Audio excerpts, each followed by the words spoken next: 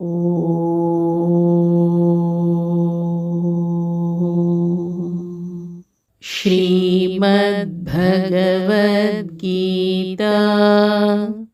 ದ್ವಿತೀಯೋಧ್ಯಾಯಃ ಎರಡನೆಯ ಅಧ್ಯಾಯ ಸಾಂಖ್ಯಯೋಗಃ ಸಾಂಖ್ಯಯೋಗ ಅಧ್ಯಾಯ 2 ಶ್ಲೋಕ 11 ಶ್ರೀ ಭಗವಾನ್ ಉವಾಚ ಅಶೋಚಾನನ್ವಶೋಚಸ್ತ್ವಂ ಪ್ರಜ್ಞಾವಾದಾಂಶ್ಚ ಭಾಷಸಿ ಗತಾಸೂನ ಗತಾಂಸೂಶ್ಚ ನಾನುಶೋಚಂತಿ ಪಂಡಿತಾಃ. ಶ್ರೀಕೃಷ್ಣನು ಹೇಳಿದನು, ನೀನು ಶೋಕಿಸಲು ಯೋಗ್ಯರಲ್ಲದವರನ್ನು ಕುರಿತು ಶೋಕಿಸುತ್ತೀಯೆ ಮತ್ತು ಜ್ಞಾನಿಗಳ ಮಾತುಗಳನ್ನು ಆಡುತ್ತಿರುವೆ. ಪಂಡಿತರು ಸತ್ತವರನ್ನಾಗಲಿ ಬದುಕಿರುವವರನ್ನಾಗಲಿ ಕುರಿತು ಶೋಕಿಸುವುದಿಲ್ಲ.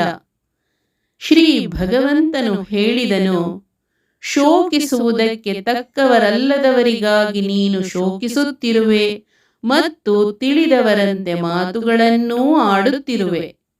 ಪಂಡಿತರು ಸತ್ತವರಿಗಾಗಲಿ ಇಲ್ಲವೇ ಬದುಕಿರುವವರಿಗಾಗಲಿ ಅಳುವುದಿಲ್ಲ. ಅಳಬಾರದವರಿಗಾಗಿ ನೀನು ಅಳುತ್ತಿರುವೆ. ತಿಳಿದವರು ಆಡದಂಥ ಮಾತುಗಳನ್ನು ತೋಚಿದಂತೆ ಆಡುತ್ತಿರುವೆ. ಅಳಿದವರ ಬಗೆಗಾಗಲಿ ಅಳಿಯದವರ ಬಗೆಗಾಗಲಿ ತಿಳಿದವರು ಅಳುವುದಿಲ್ಲ. ಇದು ಭಗವಂತನ ಉಪದೇಶದ ಮೊದಲ ನುಡಿ. ಇದು ಇಡೀ ಗೀತೆಗೆ ಪಂಚಾಂಗ ರೂಪದಲ್ಲಿದೆ. ಇಲ್ಲಿ ಕೃಷ್ಣ ಅರ್ಜುನನಿಗೆ ಹೇಳುತ್ತಾನೆ, ಯಾರಿಗೋಸ್ಕರ ಅಳಬಾರದೋ ಅಂಥವರಿಗೋಸ್ಕರ ಅಳುತ್ತಿರುವೆ. ತುಂಬಾ ತಿಳಿದ ಮಹಾಜ್ಞಾನಿಯಂತೆ ಮಾತನಾಡುತ್ತಿರುವೆ ಎಂದು.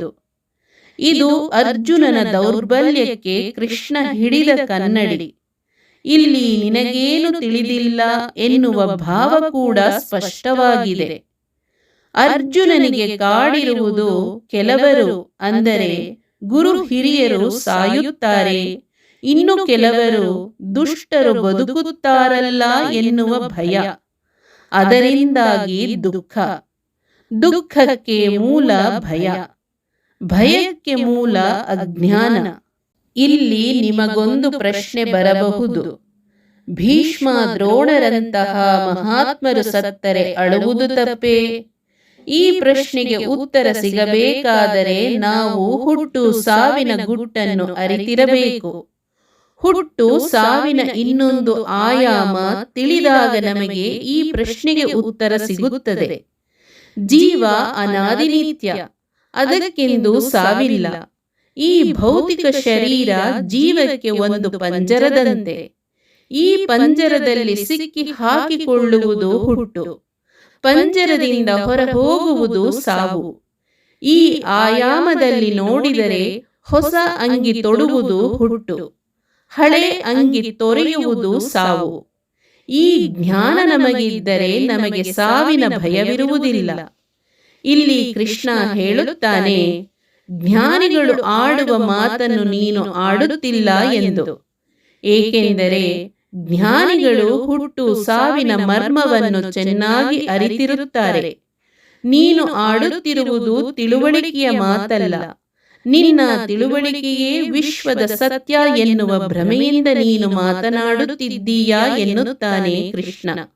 ಇಲ್ಲಿ ಕೃಷ್ಣ ಅರ್ಜುನ ಹಾಕಿದ ಎಲ್ಲಾ ಲೌಕಿಕ ಪ್ರಶ್ನೆಗಳನ್ನು ಬಿಟ್ಟು ಅವನಿಗೆ ಸತ್ಯದ ಸಾಕ್ಷಾತ್ಕಾರ ಮಾಡಿಸುತ್ತಿದ್ದಾನೆ.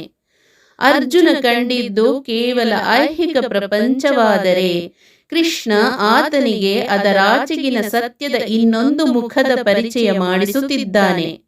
ಸಾವು ಭಯಾನಕವಲ್ಲ.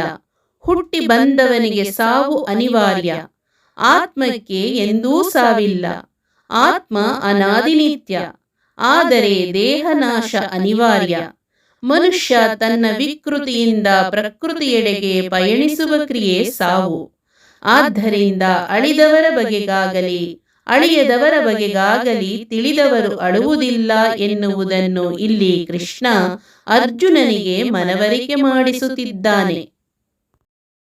ಹರೇ ಓಂ. ಶ್ರೀಕೃಷ್ಣಾರ್ಪಣಮಸ್ತು.